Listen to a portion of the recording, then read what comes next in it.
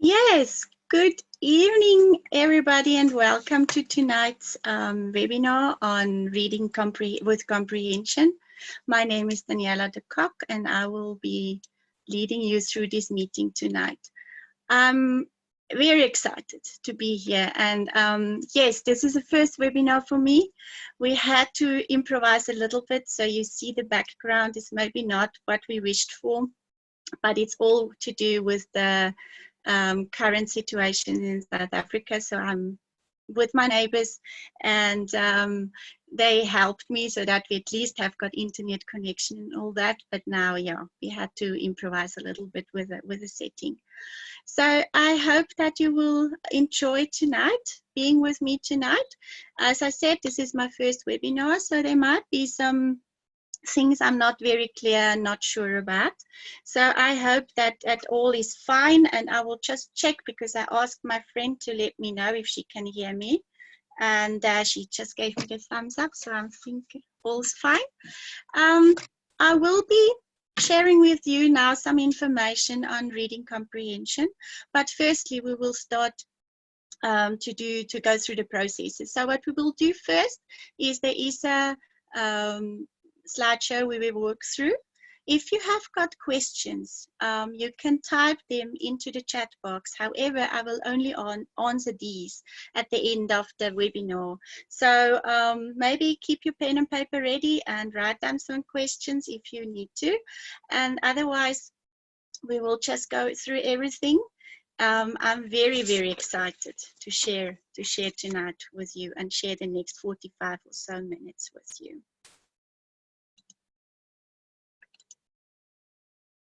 Yes, reading with comprehension, the challenges today, or the struggle today, as it says in this slide you're seeing now. I think, do you know what reading with comprehension means? Do you know what signs to look out for and make sure that your child is not struggling?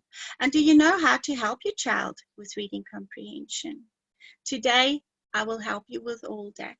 So tonight, we will put our fears aside, we'll listen carefully, and remember, we are all parents and we are here to learn some new things. So you let go, enjoy yourself, and really listen carefully. I think that's the most important thing.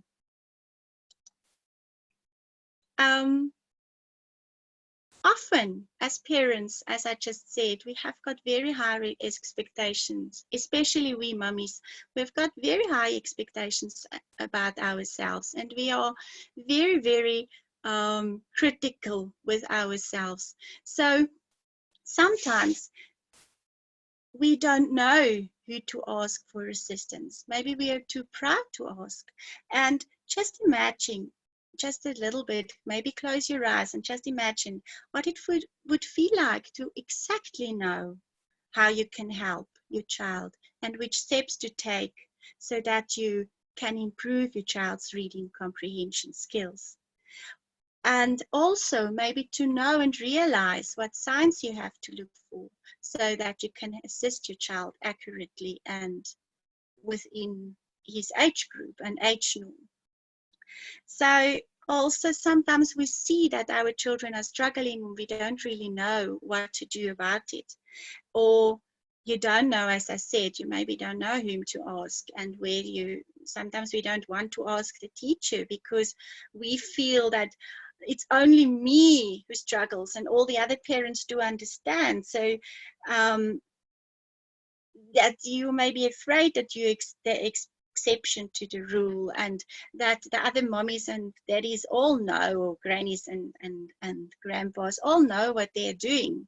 And sometimes maybe you did try to help your child with reading comprehension, but you maybe failed, and now you're afraid of failing and you won't try again.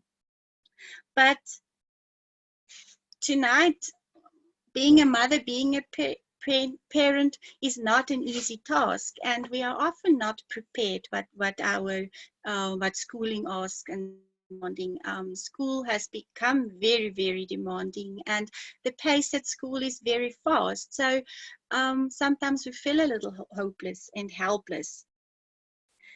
And while these situations can be very difficult, and maybe you feel your situation is unique and your situation is a bit overwhelming, you must remember that others did succeed and others have overcome their insecurities and their anxieties with regard to their children's schoolings, and their kids are prospering and they're really, really doing well.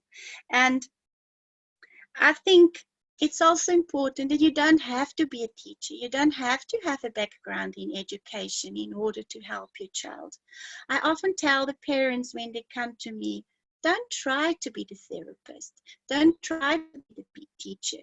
Stay a parent. That's your role. You have to be the parent. But I think being a parent nowadays, it's so demanding, and we are so critics, as I said, we're so critical with ourselves and all the information out there. We just want to be super mummies, and we sometimes forget that we actually just have to get down to the basics and trust our gut and do what we can and trust that the rest will come by itself. And tonight, I think I would like to help you with that process. And maybe you might be wondering what that lady sitting in front that blue door is really about, and why is she so special to actually help me to teach my kid reading skills and reading comprehension skills. But just to get a little bit of background, I'm an occupational therapist in private practice. I just realized today, I finished my studies in 1999 in Switzerland. I'm originally from Switzerland. I'm born and raised there. And I came to South Africa in 2003. And the challenges of South African education system is totally different than the European ones. The classes are much bigger. And so this was a huge adaptation and to me, and a huge change and challenge. So I am in private practice in Outshoorn since 2005, and since 2016 I'm also part of the BioLink team, which is very exciting. And I think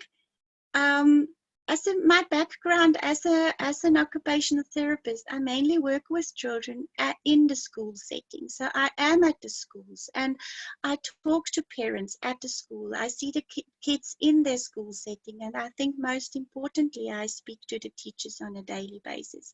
So, and often and more problems that come up, teachers would say that the children are really struggling with reading comprehension. So when we look at that and we realize, why is reading with comprehension such a hot topic? So that's number one, the feedback from the teachers. But not only that, it's also based on studies that have been done. One is more recent and the other one is a bit older. The one study is done by a company in Europe that tests the reading comprehension of grade 4 children in 50 different countries in the world. And it's a 5-yearly study, so the next one will come up next year in 2021. And I think the one in 2016 is quite scary, because it says that 76% of grade 4 learners in South Africa were unable to read with comprehension. And that's a huge amount. And one can say, okay, that's a study that has been done in 2016, but the most recent outcome of the systemic assessment done by the Western Cape Education Department in 2019, where they actually test all grade 3, grade 6, and grade 9 learners with their abilities to mathematical and language skills, it shows the same picture. It showed that 55% of the grade 3 learners failed their test. So the test, they had to have more than 50%, and they didn't pass. And when the feedback from the department came out, they actually said that it's based on poor reading comprehension skills, or the inability to read with meaning, which not only affects language, but also affects the mathematical abilities of a child. So firstly, look at what is the difference between reading and reading with comprehension. When we look at reading, I think reading is a mainly mechanical process, that it's the ability to decode a letter at the correct sound and blend it into words. So to recognize an A as an A and a B as a B or a B is what reading is all about, and then to blend it into words like B, L, E, N, D as a blend. So that's the practical or the mechanical aspect of reading. But the ability, and you can actually read whole sentences with the ability to just read. But when we look at the ability to read with comprehension, it actually says that it is the ability to read single words, sentences, whole texts fluently and understand them in context. And I think this is the most important about it all, that we have to put it in context, and that we need to be able to understand what we are reading, because when I don't understand what I'm reading, I actually can't answer my questions in a questionnaire or in a test situation, or even mathematical skills when I have to do sums and calculations based on verbal instructions, and I won't be able to understand these. But how can reading be so difficult? So reading is actually one of the most complex processes that our brain has to perform on a daily basis once we go to school. And I think the problem is also not necessarily the problem, but often when our children go to school, there is a certain age added to the ability when they have to start reading. So when they go to grade R nowadays, they do start reading with basic skills, or start to develop basic reading skills. And I think grade 1, they definitely have to start reading. And in South Africa, we have the unique situation that many of our children actually start reading in a second language. So it's either English or Afrikaans or isiXhosa, and then that's their mother tongue, and then they start reading in a second language and they're also being taught in a second language. But reading, especially reading out loud, involves just about all the areas of the brain. So when you look at these pictures, you can see all the orange areas are the ones that are actively involved in reading. And when we look at the picture that looks at active reading, which means that you read out aloud, you would see that most of the brain is actually colored in orange. So as an occupational therapist, I like to do activity analysis. And when the head office asked me to do this presentation, I actually sat down and did an activity analysis on the aspects of reading. This means that when we break down the activity in different areas, and we look which areas of the brain or which areas are required in order to perform a task. In our case tonight, we look at reading comprehension. So what do we need? And these are big words here, so I will explain a little bit, and I think it's very important that we do two practical examples as well. Visual and spatial awareness and visual tracking. So visual tracking is the ability to follow an object with your eyes. So eye movements are very important, and ocular movements, good eye movements, the ability to quickly look at the thing and look at the board and look at the page maybe, or even at the end of a sentence, or that you have to jump onto the next line, that requires visual tracking. And the spatial awareness is that ability to see shapes, to recognize shapes as shapes, and recognize that the word that has a different shape and it looks differently than a letter. When we look at the next is figure ground. So when you, for instance, look at this slide in front of you and you look at the girls that are reading in the last page, and now just imagine there would maybe be some writing over that. You need to be able to distinguish that background from the front. So you need to be able to distinguish my face that's in front from the door that's behind me. And this is the ability to, we call figure ground. And it's also, for instance, the ability to find something in a cluttered space, or because a toy that's lying around on the floor and you can't see the difference between the carpet or the floor and the toy, then you do struggle with figure ground. Auditory processing, another grand word, that involves the ability to process sound. So it's actually the filtering out of noises. Maybe you're now sitting in your office and in the background people are making food or your kids are shouting and you just want to listen there because you are now absorbed with something else. But you also know that you have to sit here and listen to what I'm telling you and look at the screen. So you will still be able to listen to what I'm saying, and filtering out the backgrounds and focusing on what has been said. So auditory processing is especially important if we teach the children about reading and we express language, we talk about things that we might have read. So this is the process about processing sounds. Then there's another one, you see there's again auditory, so it's again something to do with sounds. So that's the memory. That's the memory for sounds. You actually have a memory for sounds. And that's also to know that ah is a ah. So that's number one. It's immediate, delayed, short, medium, and long-term memory. So firstly, you hear it once and you repeat it.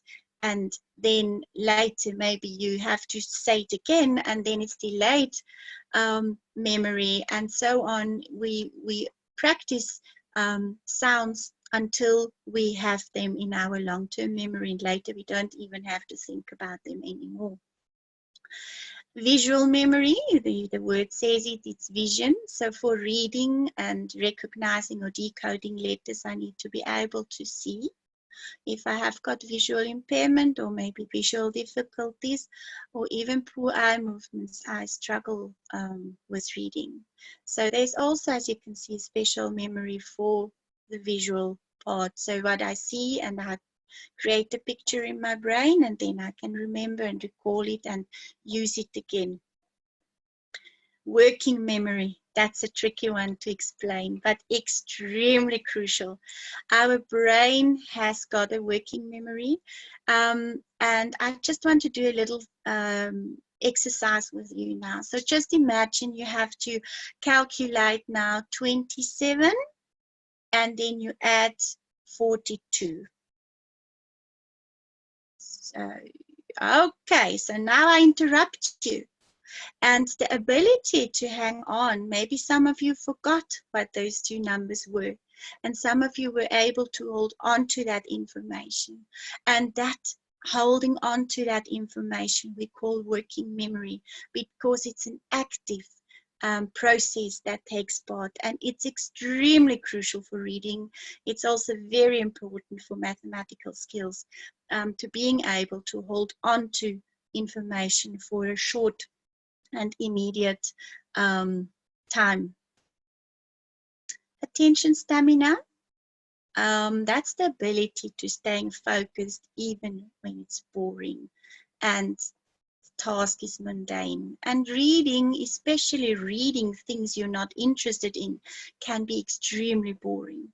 And I just had a nice conversation lately with a mom, and she said, you know, Daniela, I'm not even able to read the newspaper anymore, because when I get to the second paragraph or the second part or table, or when there's a picture, I just lose interest. And I think really we struggle to with attention stamina, and we like to be active, and we like to have lots of information our brain has to be busy with. But in matter of fact is that reading is a boring, can be a boring task, and it is important that we have good attention stamina. Switching, that's another executive function. So it's literally switching between words, switching between letters. And also when you come to the end of the page, you have to switch the line, or when the page, you have to page the turn over the page. That is also the ability to switch, to actually switch between activities, to adapt to the new activity. So each word starts with a different letter, and being able to quickly adapt to that change is the ability to switch. Children who struggle with that can struggle with reading as well. And then another one is the processing speed. So some of us process very fast. So just imagine you're driving from Johannesburg to Cape Town, and you're driving at the speed of 240. You probably won't remember anything that happened or that you saw along the road. So going too fast can make, reading too fast can make us losing information. But if I talk this slowly, you also lose information. So processing speed is something that needs to be just right. It shouldn't be too fast, and it shouldn't be too slow, especially when we look at reading comprehension.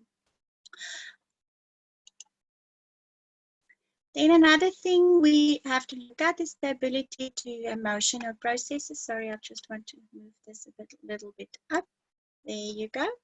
Because emotion is involved in reading, and you may actually know that, especially with comprehension. You will actually know that most of us had that experience, that when our children were tested for reading, or reading for comprehension, or reading for meaning, and then suddenly the teacher tells you that your child actually doesn't know what he or she is reading. So emotions, if I get anxious and I get excited like I was now before this webinar, you forget what you want to say, and our brain can't process information if we are stressed out or if we're anxious. And I always explain it in that way, that if you look at a hose pipe and you have a bend in it, there's still some dripples of water coming out on the other side, but the pressure is reduced. So even when I'm under pressure, or I'm stressed and anxious, and I have to read out aloud, and then I'm asked questions, and a teacher wants to know what I have been reading, this might make me lose some information. Same is with writing tests. So anxiety has got a huge impact on the way how we understand what we're reading. Impulse control is the ability to control my impulses, to not to be overexcited, maybe jump in and do something without thinking about it. So it's the inhibition. It's the ability to put down that lid on top of you and just tell yourself that I first have to think before I do something. And then self-confidence. Some children have got good self-confidence, and some children are a bit shy. And if I'm a shy person who doesn't like to talk in front of others and gets a bit anxious and insecure, then I might have difficulties reading aloud, and I might have these difficulties understanding what I'm reading. So how I am going to go about it, how I'm going to lay the foundation for reading. So I think important is that reading actually should start as early as possible. Reading is not only starting in grade R and grade 1 when our children go to school, but I think it starts long before that. It actually starts when they're still toddlers and little ones, babies, because when we read, the more we read to our children, the better their vocabulary, the more words they will know. And it also applies to talking to our children. So I think important is get them involved, sit down with them. And you know, reading is fun. Reading with comprehension is fun. And I think one way is, for instance, you have to wonder why. You're reading a story and you wonder, ask your child to predict what's going to happen next. Ask, what do you think the big bad wolf is going to do now? And let them explain, because when they're explaining, you can see whether they actually grasp what the story is about. If they start talking about totally different characters, then you've got an idea that their imagination ran away with them, but they don't necessarily understand what the story is about. When a character does something, stop and stand still and try and ask your child, why do you think the dwarfs ran away from the giant? And again, it's about thinking, it's about remembering what the story is about, but also putting it in my own words. So, for example, if you're reading The Three Billy Goats Gruff, you might ask your child why the troll let the littlest billy goat go over the bridge instead of eating him. As you continue to read, you can see if your child was guessing right. And this on its own is fun because it really builds up that expectation and that excitement. Notice new words. I think I've got a rule with my children, and I also have got a rule with the children in my rooms when they come for study methods or for learning support. We don't leave the room if you don't understand the word. So if you, for instance, read there was an enormous storm, you have to ask your child, do you know what is enormous? And often they maybe wouldn't understand, and often we think, yes, but my child is only in grade R. How can he know what is enormous? But if we don't tell them and if we don't explain them, they will never know. So each new word they're learning is part of their new vocabulary. So they are really growing that huge treasure of words, that treasure chest of words that's so important for reading comprehension. And what I also like is if you have got the word like enormous, bring in some movement and show it and make fun of it. And then you can also ask, do you know a word that maybe says the same, has the same meaning? Or do you maybe know a word that is exactly the difference, like enormous and teeny weeny little mouse? So bringing in the differences, bringing in the explanations is a very important way of learning and understanding language. And then also reading review. When you read a story on a regular basis, ask your child, where did we stop yesterday? What happened to that pig? And what do you think is going to happen today? So let them recall, and so we work into that auditory memory. We work into these memory skills, and can you maybe remember that difficult word we were learning, practicing yesterday?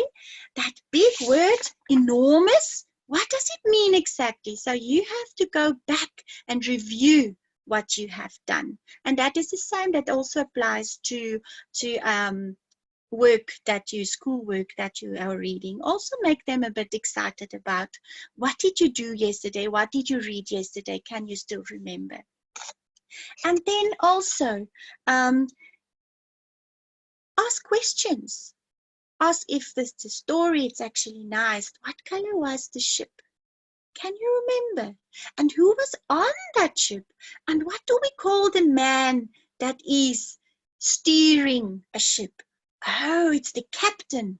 So then you bring all these words, and you have to delve into details. You have to really prickle that mind and get discussions going. And the more it happens, the more the sounds and the words, they will get stuck, and they will get into the long-term memory. And then it actually, reading with comprehension becomes very, very easy. When you have got signs to look out for, maybe I should, yeah, just look out for. I'm just moving here. As I said, there are various signs that may show that your child has troubles understanding and what he or she is reading. So when you ask them back, you will see if they have got a basic understanding, or if they actually have got quite a good understanding about what they have been reading. Ask them those difficult words. In the school books, it's often the keywords that are in those little blue blocks. So those are important, but it's not only those that are important. We have to know what we are reading. Then, if you have got poor problem-solving skills, then you really struggle with reading, because when I get to something and I don't understand, and I don't know how to solve the problem, and I don't know how to get to understand it, I really need help. And as I said previously, we are just as good to help in any professional, because you do understand your child. And I think, being a mother, we do know our children the best, and we also know how to help them. But I think helping is not necessarily just doing it for them, because that's not really helping for problem solving. So if I tell him, yeah, but remember yesterday we spoke about enormous, and now enormous is a big thing. So ask the right questions. Ask the why, what, when questions.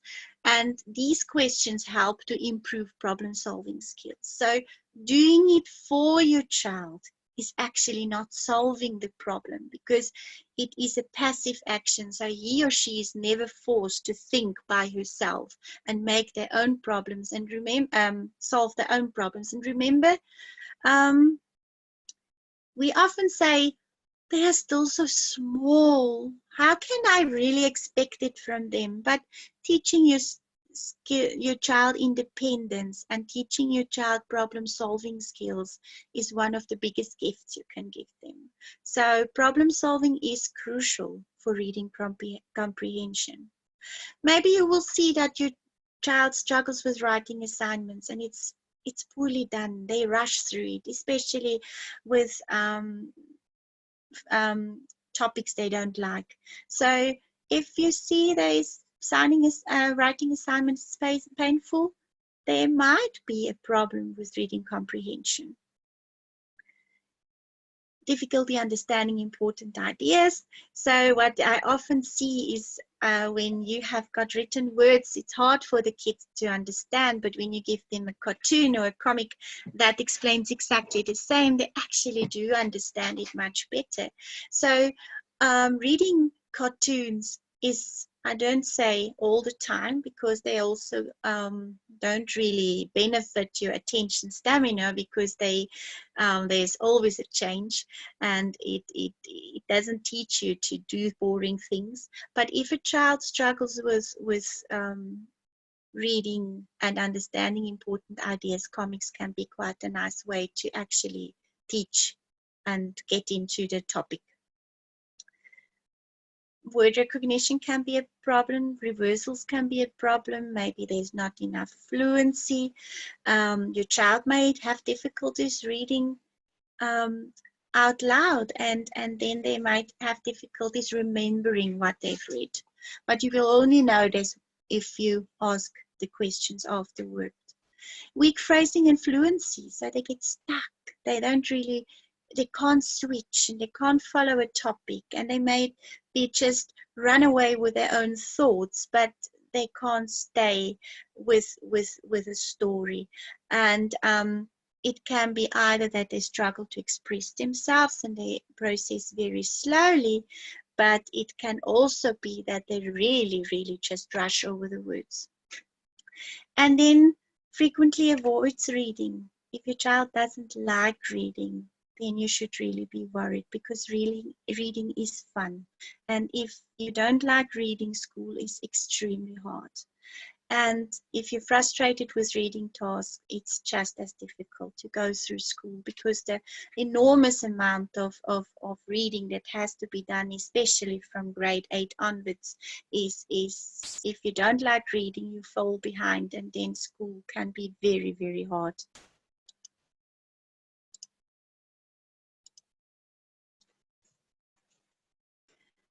Okay, what can I do? We looked at quite a few things already. But the most important one is become a reader yourself. If you don't read, your child won't read. If you sit with your cell phone, maybe reading what's happening on Facebook or reading about the coronavirus, as we do, I think, quite often now, it actually, your child wants to be on the phone too. So make time for reading. Make reading part of your daily routine.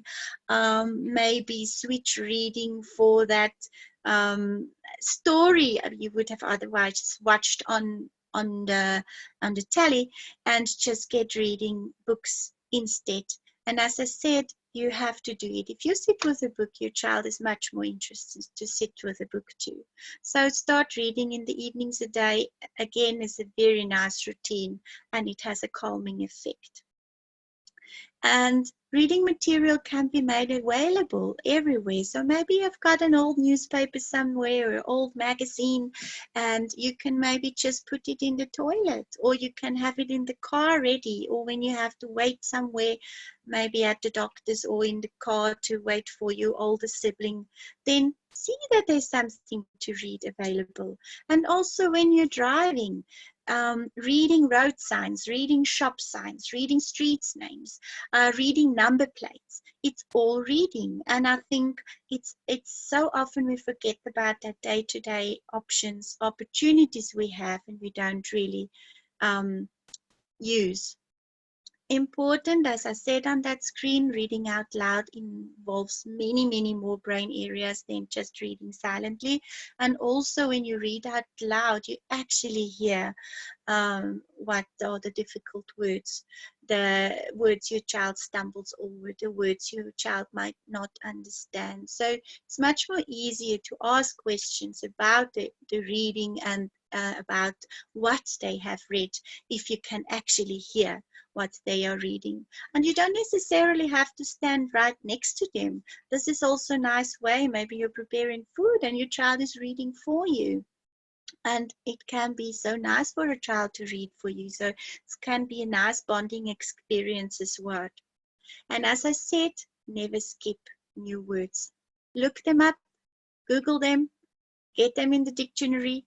And what I also like, if a child is a bit creative, write it down, get a little address book and write it down and start creating your own little dictionary. Maybe make a little drawing next to it, or your child can actually write down in his or her own words what the word means to him, or maybe write the opposite, like a synonym, like big and small. So then it also, the understanding and the meaning, the word becomes meaning, and this is what we want.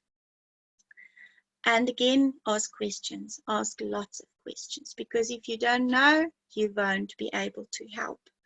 And talk to your child. I don't think we talk enough anymore. We are too enrolled and engaged in our own things. So communication is the basis for good reading comprehension. So if I use difficult words in my daily vocabulary, my child will much more likely use those words in the right context. And as we've learned at the beginning, reading in the right context is what we call reading with comprehension. Make sure the books they read are within their abilities. So if your grade, I just tested a grade 4 child who's reading on a grade 1 level, and I won't offer him grade 1 reading materials. I won't give him grade 1 books, but maybe we can look at like short stories or books that like magazine, like children magazines also, that contain little stories. Maybe something, if he likes cricket, we can read something about cricket, but make it short and make sure that he knows and she knows and understands what he or she is reading. And reading should really be fun. Reading used to be a leisure time activity. It used to be a hobby for many of us and still is for many of us. And I think our children can become readers again if we assist them in the right way. What you probably all want to know, BioLink, you're sitting here because BioLink is presenting this workshop or this webinar. So I'm sure you need to know what BioLink can offer to improve reading comprehension. If you look at the picture that's gray and dull, this is how reading can look. It can be dull, it can be difficult, it needs perception and processing, and logic and reasoning is the foundation. And then we need that working memory, that's the trunk of the tree, and emotional control and impulse control. It's all important to have, but if those executive functions aren't in place, your child will really struggle to read. And I think when I came into the way I learned about BioLink, the part that my own child did BioLink, I also realized as a therapist I often don't have the tools to practice those executive functions like working memory, like organization, like inhibition or impulsivity control, self-regulation. And there's no tool that actually measures those skills. So I was very excited when I heard about BioLink and the exercises BioLink is using to actually improve these executive functions. So for me, BioLink can bring your child across the bridge. You can be a tool to help your child to improve reading comprehension and open that knot, get those processes going, and do it in a fun way and in a way that actually is sustainable and long-lasting and permanent. So reading, what we do at our BioLink centers, the exercises we use for executive functioning skills improvement are definitely assisting with reading comprehension. And also, as you can see, it can help that this tree can really get powerful and colorful, and it can grow and become a strong feature. And your child can develop his or her skills and grow the potential to her best ability. Another thing we offer, and I think this is where one can start, is when we start with a focus assessment, because you as a parent, you want to know where you're at. And if I have got difficulties concentrating and I've got difficulties maintaining my attention, I will have difficulties with reading. If I'm impulsive, I need to know that, because I might rush through my work and I don't know how to actually improve it. So focus assessment is very important. What the focus assessment does, it actually looks at the 4 building blocks of concentration. And these are attention span, impulse control, effective distractions, because when I'm easily distracted by visual stimuli or by sound, I struggle to process information. And the picture in my book might look more interesting than the written words, and I have to focus on the written words. So distractibility as well as processing speed is measured in a focus test. So this is a very, very nice tool and an amazing tool to start and to realize what your child's abilities are with regard to his concentration and attention span. So how can you get in contact with us? And if you need any help, and I'm also here, I do have got my own website and there's a Facebook, but I think the first step is to actually contact head office, and head office can bring you in contact with the right people. So we're all here to help you and assist you in this process. You're not on your own and you're not alone, and there's no reason why you have to suffer and struggle on your own.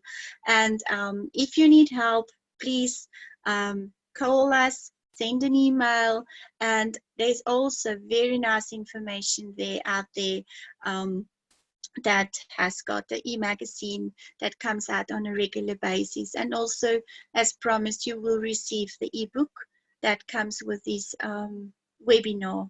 So, and some nice featuring worksheets you can use at home. So any help, anything you need, I think it's important that you contact us, and you can also get in contact with me directly through head office, and I'm more than willing to assist. So yes, if you are struggling with reading comprehension and you really need a basic assessment, I make an appointment for a focus assessment, and then you get the feedback, and that feedback can tell you a lot of how your child functions, but also on how you can assist your child.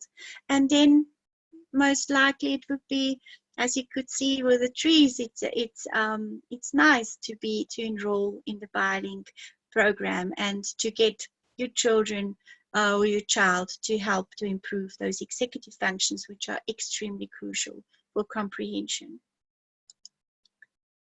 Yes, so we are time's up, and I want to thank you for attending, and I promised you at the beginning that I will answer some of your questions. So I just quickly checked in the chat box if there is anything that I need to know about a question.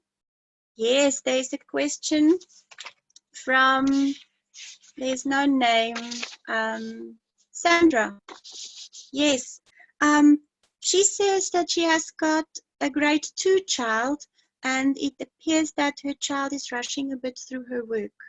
So I think we know that all. So they're getting excited because now they can read, and rushing through the work or rushing through the reading, as we just heard, when I go too fast, I might miss information. So what I would suggest you to do, and to all the other parents who actually have experienced similar, observed similar difficulties in their children, start by reading the reading signs. So you have to let your child read the full stop. So when there's a full stop at the end of a sentence, let them read the full stop. If there is a comma, let them read the comma as well. So this actually helps to slow down the process. It helps to get the breathing in, and when we have correct breathing, it also helps us to slow down and to understand better, because as we said, our emotions are extremely important for reading comprehension. Yes, I just saw there is someone else. Let's quickly check here. Titi wants to know if could struggle with spelling be related to reading challenges? Yes, because as you just heard, or as we said in the beginning, when I struggle with decoding and sounding of letters and words, then I will definitely struggle with reading. So I would suggest that you start maybe with the basics again, and if you maybe not if your child goes to school in a second language, or if English especially, the phonics is sometimes very hard because the k for cat and the a for apple it's extremely crucial that they hear the words correctly. So I don't know what grade your child is in, but I would suggest that you go back to those basic skills. And a nice way to practice this is actually doing word chains. So if you have got a word starting with, like, say, we take cat, and then you hear the t at the end, and then you go like 1,000, and now we start with a D, we end with a D. Let's say, think about the word that starts with a D, and it's donkey, or then you can actually practice those skills. And another way you can maybe do the phonics is that game where you write at the back of your child. You can maybe write an S, and then she can spell the S, and later you can start writing words and blend them. So then the vision is excluded, so your child won't see, but they will feel. But generally, I think an assessment would probably, to give you a clear answer, it would be nice to have an assessment. I see.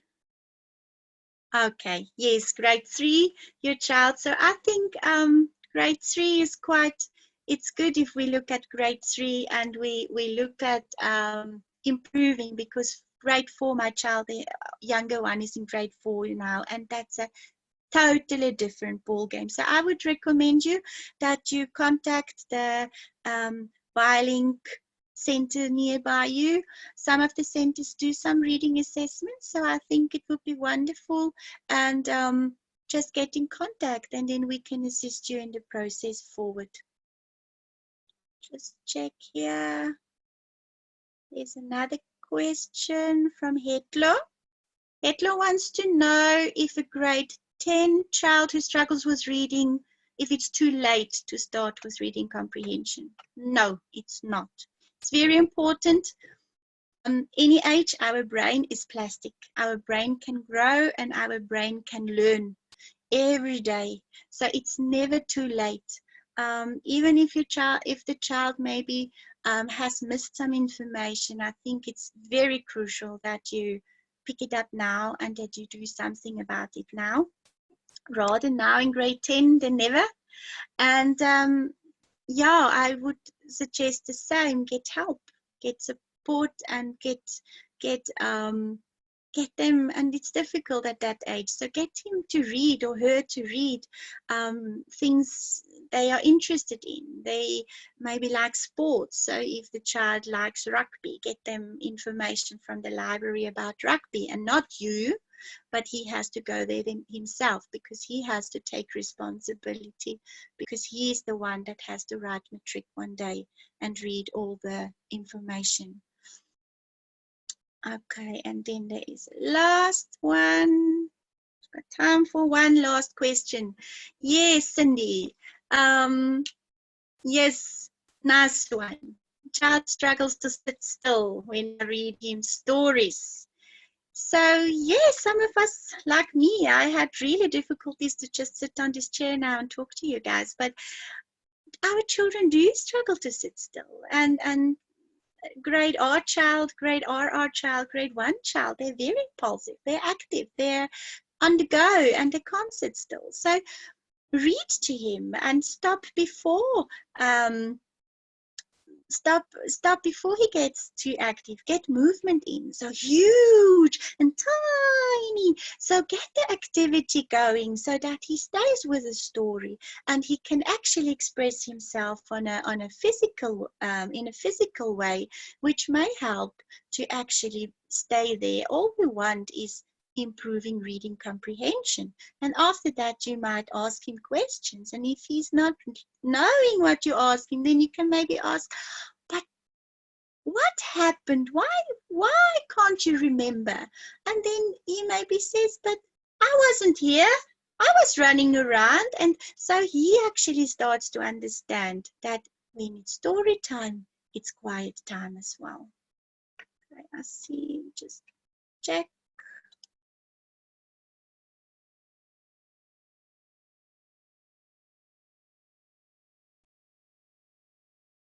Okay, yes, thank you, Veloshini. Yes, thank you guys. There's nice feedback here, but I don't see any more questions. So I think we can maybe take this as an end. And yes, go and practice. And you remember, you're not on your own. We're here to help you. We're here to support you. And I think it's great that you took the time to be here with us. And now I actually think, and I don't want to bring up the current situation the world is in, but I think it's also a way we can get closer and we can grow closer to our kids, and they will stay home a bit longer than what we expected. And I think it's a nice way to practice those reading comprehension skills. Take those, get to the library whilst you still can. And there's also lots of nice downloads. Maybe I can just mention one little there's lots of free stories on the internet. Nali Bali has got nice stuff in all 11 languages. Some of them you can print out, some are there to listen to. So, yes, get your kids going and get your kids reading and get yourself reading. And I really would like to hear from you. And maybe you can just let us know how it's going on the Facebook pages and inform us about your great ideas you're having about how to teach your child. And I think get those little notebooks that are lying around and we don't know what to do. Maybe a child can just get creative and start building their own dictionaries. Thank you very much for watching. I hope you have a wonderful, wonderful weekend and a week. And yes, we just have to stay positive and stay motivated. And yes, I hope you enjoyed this session, and it was great having you. All the best and goodbye.